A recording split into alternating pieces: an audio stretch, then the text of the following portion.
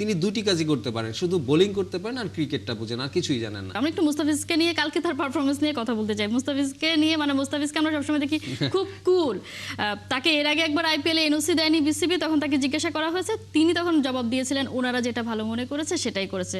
এবার যখন তাকে আইপিএল থেকে তার নাম সরিয়ে নেওয়া হলো তখন তিনি বলেছেন বাদ দিয়ে দিলে কি আর করার থাকে। এবং গতকাল তিনি মাঠে নেমেছেন, সবাই তার দিকে তাকিয়েছিলেন, তিনি গতকাল যে পারফরমেন্স দিলেন মনে হলো পৃথিবী উলট পালট হয়ে যাক, মুস্তাফিজ যে তার যে সক্রিয়তা সেটা নিয়ে তিনি আসলে মাঠে নেমে উনি পড়েন। কিন্তু মুস্তাফিজকে যে আমরা যতটা চিনি আর কি, তার ভিতরে কিন্তু একদম প্রতিক্রিয়াগুলো খুব নীরব থাকে আর কি। তিনি কথা বলেন কম। আজকে আপনি দেখেন তার সঙ্গে যেটা হয়েছে, অন্য যে কোনো ক্রিকেটার হলে কিন্তু তিনি ফেসবুকে দুটো লাইন লিখতেন, অবশ্যই লিখতেন, এবং তার অসন্তোষের কথা কিংবা তার সাথে যে অবিচার করা হয়েছে সেটা লিখতেন। কিন্তু মুস্তাফিজ কিন্তু একেবারে চুপ থাকেন এবং তিনি তার কাজটি তিনি আসলে সবসময় বলেন।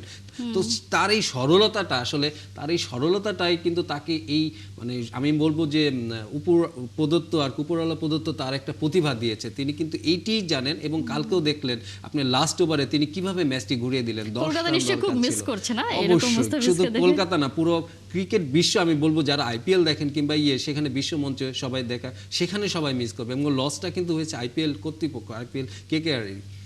নিশ্চয়ই। এবং এই মুস্তাফিজকে আমরা আসলে সবসময় দেখতে চাই। দিন দিন সামহাও মনে হচ্ছে মুস্তাফিজ আরও বেশি পরিণত হচ্ছেন। তার বোলিং, তার যে ভ্যারিয়েশন দেখলেই মনে হয় একই সাথে তিনি সব কিছু করে ফেলার চেষ্টা করছেন। এবং কম বক্সে আমরা সবসময় দেখি তাকে নিয়ে কথা হয়। গতকালও তাকে নিয়ে কথা বলছিলেন গফ, তিনি বলছিলেন যে তার রিস্টে আসলে কি আছে, তিনি কি করে ফেলেন, একসাথে স্লোয়ার কাটা সব করে দিচ্ছেন। আমি আসলে অবাক হয়েছি তিনি কালকে ম্যান অফ দ্য ম্যাচ না হওয়াতে। তিনি কেন হলেন না আসলে আমি জানি না। ওই কমেন্ট্রি বক্সে কিংবা যারা বিচারক থাকেন তারা কি দেখে কি করেন। তবে মুস্তাফিজ কালকে আপনি যেটা বললেন যে ড্যারেন গফও কিন্তু মুগ্ধ হয়েছিলেন, আমরা সবাই মুগ্ধ। এবং আমি এই টেবিল থেকেই বলেছিলাম যে এই মুস্তাফিজ কিন্তু কিংবদন্তি বর্তমান ওয়ার্ল্ডে। আমরা যদি দেখি শর্টার ফর্মে তিনি যে বোলিংটা করছেন, যে তিনি ওই লেভেলে চলে গিয়েছেন, এবং তাকে নিয়ে জাজ করে। এবং আপনি সাব্বির রহমান রুম্মান ছিলেন কালকে ব্যাটিংয়ে, আমরা কিন্তু একটা আশা করছিলাম যে আমাদের সেই পুরানো ফিনিশারের সঙ্গে আমাদের মুস্তাফিজের হ্যাঁ যে একটা দেখি এই ডুয়েলটা তিনি জিততে পারেন কিনা। কিন্তু দেখা গেল যে না, মুস্তাফিজ আসলে অনেক অনেক ফার